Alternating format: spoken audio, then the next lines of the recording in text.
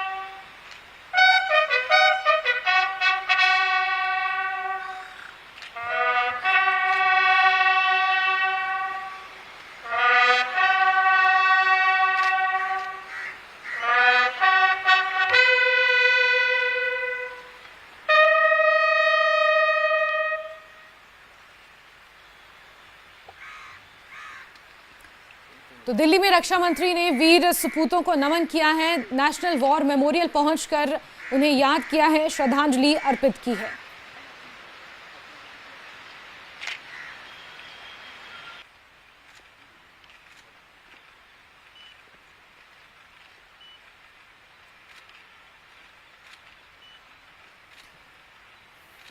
और ऑपरेशन विजय के 26 साल पूरे हो चुके हैं।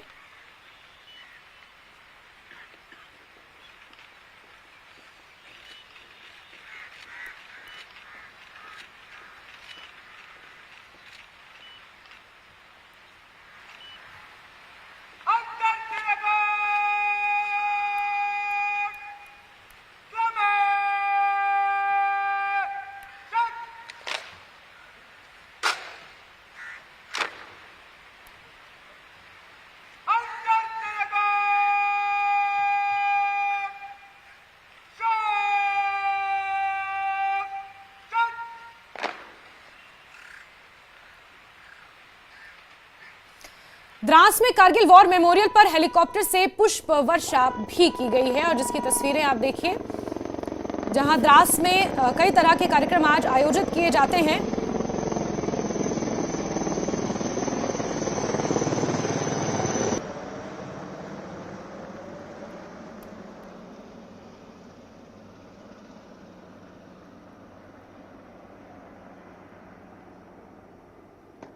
और आज पुष्प वर्षा की गई है कारगिल वॉर मेमोरियल पर।